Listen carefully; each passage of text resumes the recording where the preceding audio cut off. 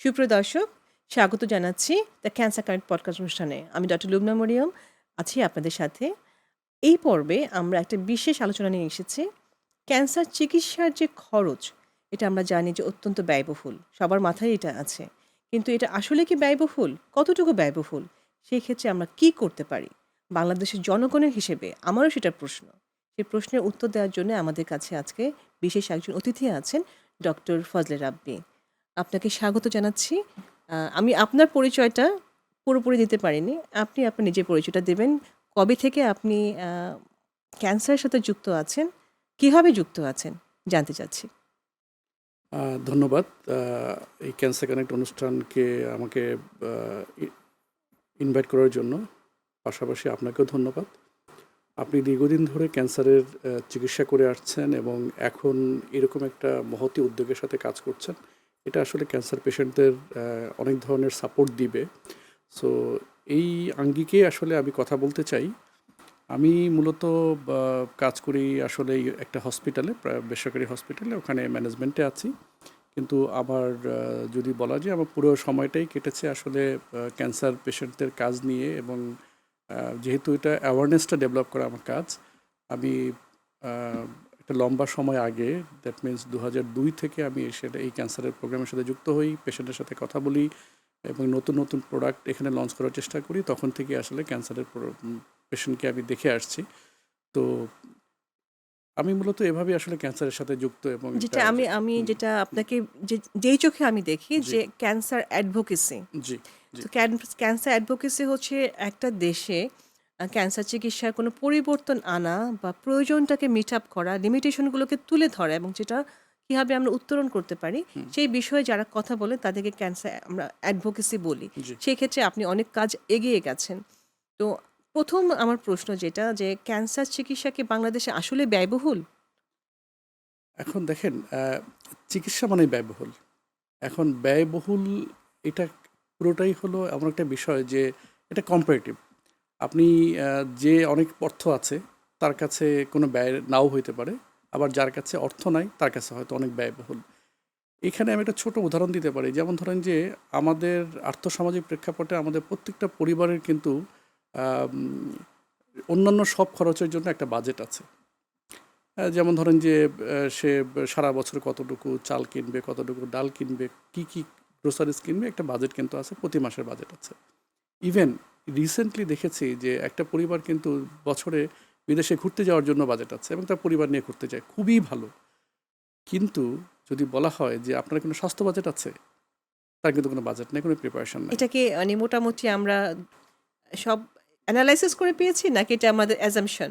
এটা যেহেতু আমি পেশেন্টদেরকে নিয়ে অনেক কাজ করি এবং আমি ক্যান্সার পেশেন্ট নিয়ে কাজ করি, ডায়াবেটিস পেশেন্ট নিয়ে কাজ করি, হাইপারটেনশনের পেশেন্ট নিয়ে কাজ করি, অ্যাওয়ারনেস দিয়ে কাজ করি, যে পেশেন্টদের সাথে আমার একটা ভালো যোগাযোগ আছে এবং তাদেরকে আমি খুব ক্লোজলি অবজার্ভ করি। বাট আমার কোনো ডাটা নাই, মানে একদম প্রকাশিত ডাটা নাই যে এটাই সত্য। বাট এটা আমার হাইপোথেসিস এবং এটা মোটামুটি অনেকটা ক্ষেত্রে সত্য। আমার নিজের ক্ষেত্রেও এটা সত্য। কারণ আমি অনেক কিছুই আমার বাজেট আছে কিন্তু আমার কোনো স্বাস্থ্য বাজেট নেই। আচ্ছা, তাহলে আমরা ঠিক সাধারণ আছে? জনগণের মতো আমাদেরও স্বাস্থ্য বাজেট নেই। রাইট। আচ্ছা। সেই এবং ক্ষেত্রে এবং সেই ক্ষেত্রে যখন আমার কোনো অসুস্থতা তৈরি হয়, যখন দেখা যায় আমি কোনো একটা বেশি অসুস্থ হয়ে পড়ি, তখন কিন্তু আমার কপালে ভাঁজ হওয়া শুরু করে। কারণ আমার তো একটা লম্বা খরচ বেরিয়ে যাবে। তো তখন কিন্তু আমার মনে হয় যে না, এটা খুব কস্টলি। কিন্তু যদি আমার ওই রকমের অর্থ থাকতো, ব্যাংক ব্যালেন্স মোটা থাকতো এবং আমার চিন্তা করতে হতো না, ঠিক আছে আসছে আমি দিব। আমার কিন্তু তখন মনে হতো না। এখন এইখানে আসলে খুবই আসলে এটা প্রেক্ষাপটটা ভিন্ন যে কার কাছে মনে হবে, কার কাছে মনে হবে না। কিন্তু যদি আমি আসলে কোনো চিকিৎসার কোনো বিষয়ের চিকিৎসা করতে চাই, নট অনলি ক্যান্সার, চিকিৎসাটা যদি পারফেক্ট করতে চাই এবং এটা যদি আসলে রিয়েলি একটা ইফেক্টিভ চিকিৎসা করতে হয়, তাহলে কিন্তু এটা ব্যয়বহুল। কারণ প্রতিটা স্টেজে কিন্তু একটা মানি ইনভলভ। তো এখন এই মানিটা কে দিবে? হয়তো গভর্নমেন্ট দিবে, নয়তো মানুষ দিবে। তো এখানে একটা ইনভলভমেন্ট আছেই। সো এটা কস্টলি। ক্যান্সার আমরা একটা ক্রনিক ডিজিজ।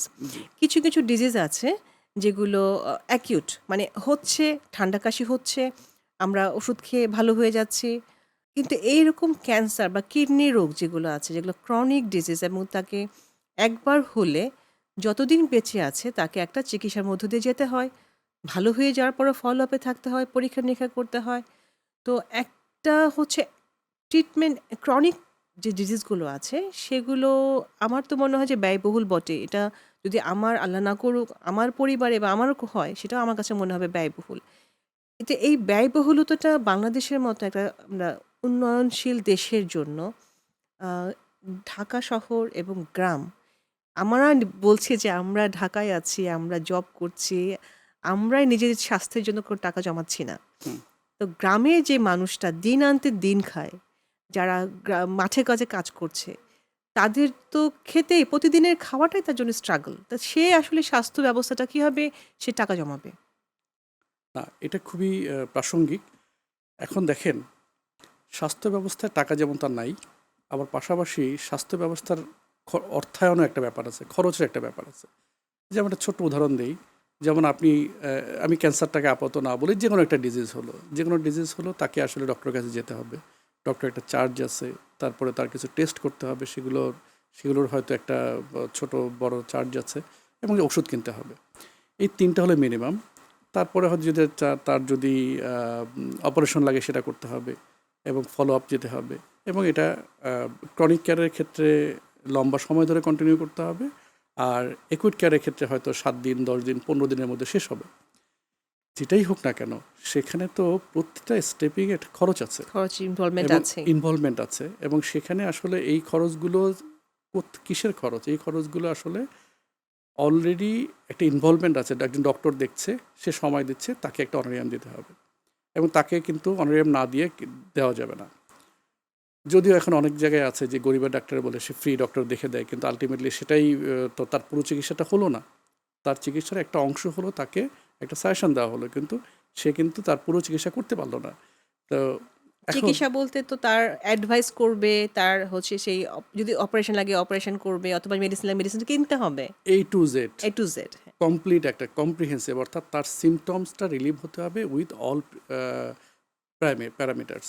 তো এই জায়গাটাই কিন্তু কমপ্লিট হয় না। তখন এই যে প্রতিটা জায়গায়, যেমন ধরেন যে তারপরে হলো টেস্ট আসলো, এখন টেস্টেও একটা মেশিন থাকবে, সেখানে কিছু রিয়েজেন্ট থাকবে, রিয়েজেন্টটা পয়সা দিয়ে কিনতে হবে, অর্থাৎ টাকা ইনভলভ।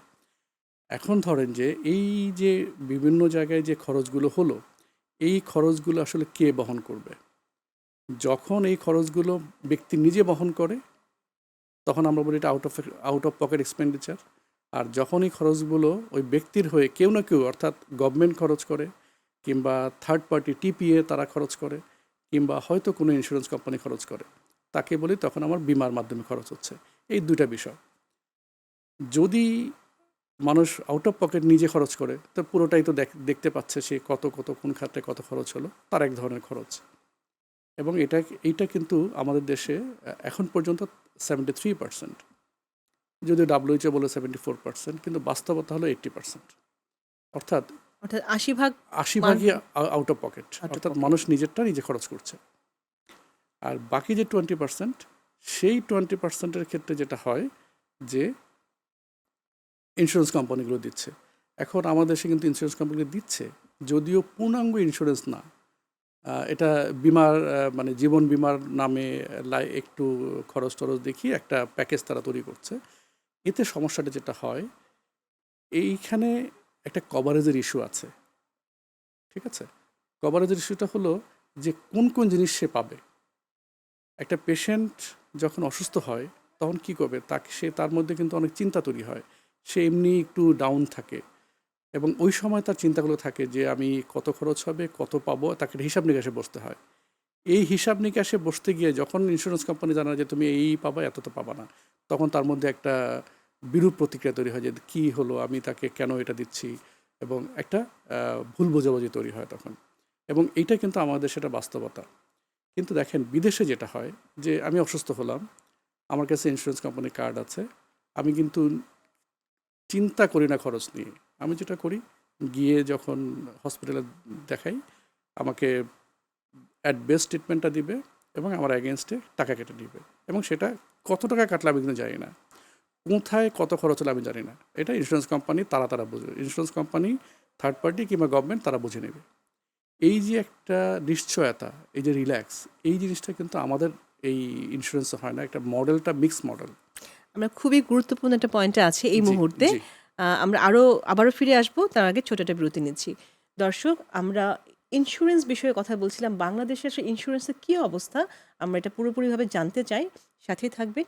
ফিরে আসছি ছোট একটা বিরতির পরে। সুপ্রিয় দর্শক, বিরতির পর আবারও ফিরে আসলাম দ্য ক্যান্সার কানেক্ট পডকাস্ট অনুষ্ঠানে। আমি ডক্টর লুবনা মরিয়ম আছি আপনাদের সাথে। আজকে আমাদের আলোচনার বিষয় হচ্ছে ইন্স্যুরেন্স। বাংলাদেশে কি আদৌ স্বাস্থ্য ইন্স্যুরেন্স আছে? আমাদের স্বাস্থ্যে খরচ কীরকম হয়?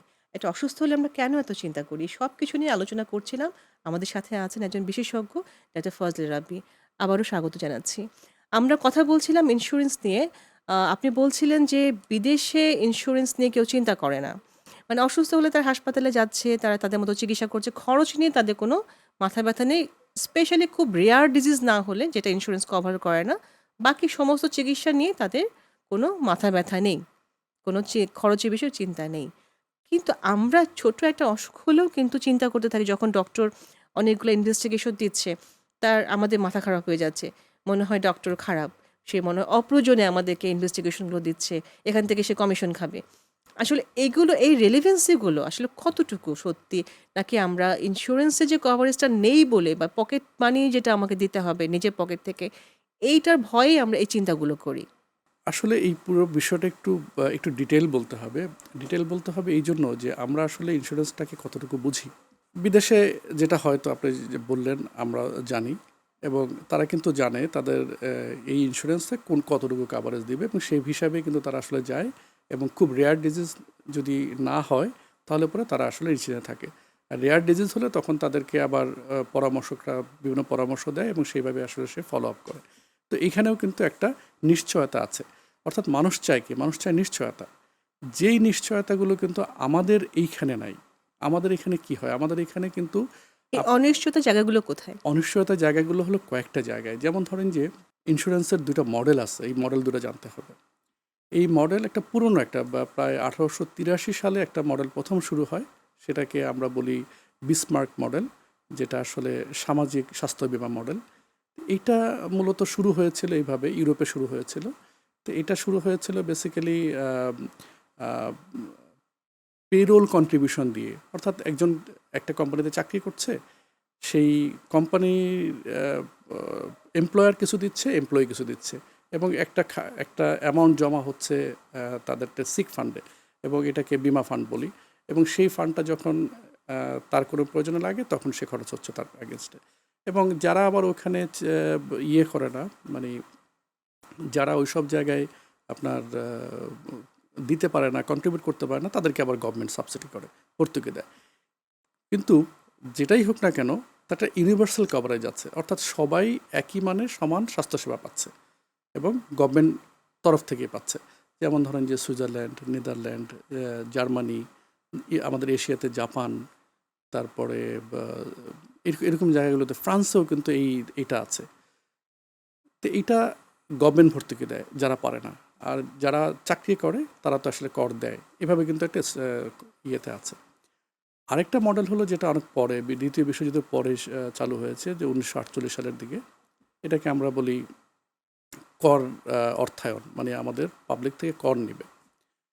তো কর অর্থায়নটা মূলত এরকম যে মানুষ চাকরি করবে, একটা অংশ কর দিবে, এবং সেই কর গভর্নমেন্ট জমাবে। গভর্নমেন্ট এটার অ্যাগেনস্টে মানুষের স্বাস্থ্য অন্যান্য সুবিধা সুযোগ দেখবে। এভাবেই আসলে তৈরি হওয়া। কিন্তু মূল সমস্যা আবার এখানে, যে আমাদের দেশে যদি চিন্তা করি, আমাদের দেশে কিন্তু এইটার মোটামুটি একটা প্রচলন আছে। বিকজ আমাদের দেশে গভর্নমেন্ট, একমাত্র গভর্নমেন্টেরই ইনফ্রাস্ট্রাকচার এত স্ট্রং, যেমন tertiary care hospital, secondary hospital, primary care hospital, যেমন থানা হেলথ কমপ্লেক্সে ছোটো ছোটো জায়গায় কিন্তু হসপিটাল আছে। সেটা যতটুকু মানের যে সাপোর্ট দিচ্ছে সেটা বিতর্ক আছে, কিন্তু আছে তো। এখন এই যে একটা চেইন আছে সারা বাংলাদেশ জুড়ে, কিন্তু গভর্নমেন্টের একমাত্র চেইন আছে, গভর্নমেন্টই রাইট। এটা পারে, এবং গভর্নমেন্ট ট্যাক্সও নেয়, এবং গভর্নমেন্টই করার কথা। মূল সমস্যা কোথায়? মূল সমস্যা হলো যারা ট্যাক্স দিবে তাদের সংখ্যা কত। যেমন ধরেন যে এখানে মোটামুটি হিসাব করলে দেখা যায় যে ১২ বা ১৩% লোক তারা আসলে একটা ফর্মাল চাকরি করে, অর্থাৎ অফিসে চাকরি করে, বেতন পায়, এবং ওই বেতনের একটা অংশ কেটে নিয়ে রাখে। কিন্তু অর্থাৎ ম্যাক্সিমাম 87% পিপল কিন্তু ফর্মাল চাকরি করে না। তারা কতটুকু ইনকাম করছে, কোথায় সেটা দেখা যাচ্ছে, সেটা কর কতটুকু দিবে ডিফাইন না। সো এখানে একটা হযবরল আছে, এটাকে ডিফাইন করা যায়নি। কাজেই কার করটা কিভাবে নিবে, এই যে অল্প পার্সেন্ট মানুষ কর দেওয়ার ক্ষমতা রাখে, তারও মধ্যে আবার দেখা যায় যে মোস্ট অফ দ্য পিপল কর দেয় না। তাহলে তো আমাদের অনেকগুলা প্রশ্ন আছে, হ্যাঁ? হ্যাঁ, সো আমাদের করের বিষয় তো আছে আপনি যেটা এখন এই বলছিলেন। যে এই করটা নিয়ে, সরকার কর পাচ্ছে না বলেই আমাদেরকে স্বাস্থ্যসেবা দিতে পারছে না। হ্যাঁ, কিন্তু আমরা তো স্বাস্থ্যসেবাটা চাই। এই স্বাস্থ্যসেবাটা আমরা কিভাবে পেতে পারি? আমাদের এখন বার্নিং কোয়েশ্চেন, আমরা তো এত বুঝি না। এখন আমাদেরকে না একটু এখন সহজ এই করে বলতে এখন হবে এই যে যে আমরা কিভাবে এই যে পাবো? এই যে স্বাস্থ্যসেবার যে টাকাটা, এই টাকাটা আসলে গভর্নমেন্টকে, মানে গভর্নমেন্ট তো একটা স্ট্রাকচার আছে। এখন গভর্নমেন্টকে এই জায়গাটায় আসলে এশিওর করতে হবে পিপলকে যে না, তুমি আমার এখান থেকে সাহায্য সুবিধাটা পাবা। একটা নামমাত্র মূল্যে ফি দিয়ে সুবিধাটা পাইতে হবে। এবং গভর্নমেন্টকে এই যে করটাকে আদায় করতে হবে, প্রপারলি করটাকে আদায় করলে গভর্নমেন্ট কিন্তু ইউটিলাইজ করতে পারবে। ঠিক আছে? যারা এখন কর দিতে পারবে না তাদের জন্য কি করা? এই ক্ষেত্রে গভর্নমেন্টকে ভর্তুকি দিতে হবে। এই সিস্টেমে যদি না যাওয়া যায় তাহলে পরে আসলে একটা মানে গ্যাপ কিন্তু রয়েই যাবে। বাংলাদেশে কি যেটা বাইরের কান্ট্রিতে হচ্ছে যে একটা কার্ড থাকছে, ইন্স্যুরেন্স কার্ড থাকছে, তারা যে কোনো সুবিধাগুলো পাচ্ছে। এখন আমি শুধু ক্যান্সার নিয়ে আমি বলবো, সাধারণ কথা বলছি না, ক্যান্সার নিয়ে কথা বলবো। আমাদের বাংলাদেশে কি এরকম ক্রনিক ডিজিজ যেগুলো আছে, ক্যান্সার আছে, রেনাল ডিজিজ আছে, লম্বা সময় চিকিৎসা নিতে হয়, চিকিৎসা নিতে দেখা যায় মানুষ মানে উচ্চবিত্ত থেকেও নিম্নবিত্ত হয়ে যাচ্ছে, এরকমও কিন্তু ঘটনা ঘটেছে। হচ্ছে। এখন এদের জন্য, এই গ্রুপের জন্য কি কোনো কার্ডের সুবিধা করা যাবে কিনা, এটা কোনো প্রপোজাল কি আদৌ আছে কিনা? এখন এইখানে যেমন ইন্স্যুরেন্স কোম্পানিগুলো কিন্তু তারা অনেক প্রোডাক্ট তৈরি করে। এখন এটা কিন্তু পায়, মানে আমাদের লোকাল ইন্স্যুরেন্স কোম্পানিগুলো যেমন ধরেন যে ৪-৫টা কোম্পানি আছে খুব ভালো, তারা কিন্তু চালু করেছে। কিন্তু যেহেতু মানুষ প্রিমিয়ামটা দেয় না, প্রিমিয়াম দিতে অভ্যস্ত না, প্রতি মাসে আমি ভালো আছি, কিন্তু আমি প্রতি মাসে ৫,০০০ টাকা বা ১০,০০০ টাকা দিয়ে যাব, এটা কিন্তু আমার হ্যাবিট না আচ্ছা, এবং আমি দিতে চাই না। কিন্তু আবার যখন অসুস্থ হই তখন আবার কড়ায় গন্ডায় আদায় করতে চাই। ওকে। তো যখন ইন্স্যুরেন্স কোম্পানিগুলো দেখে যে আমার রিস্ক বেনিফিটটা ক্লিয়ার হচ্ছে না, তখন সে কিন্তু টাকা দিতে চায় না। তো এই কোম্পানি এবং মানুষের মানসিকতার মধ্যে একটা গ্যাপ তৈরি আছে আমি তো এখন। বলবো যে আমাদের সাধারণ মানুষ হিসেবে, সাধারণ মানুষ হিসেবে আমি বলি যে আমার তো ইন্স্যুরেন্স কোম্পানির উপর আস্থা নেই। যা আমি আমার কাছে কেন মনে হয় যে ইন্স্যুরেন্স কোম্পানি আমাকে দিবে না? সে আস্থার জায়গাটাতে কেন গ্যাপ?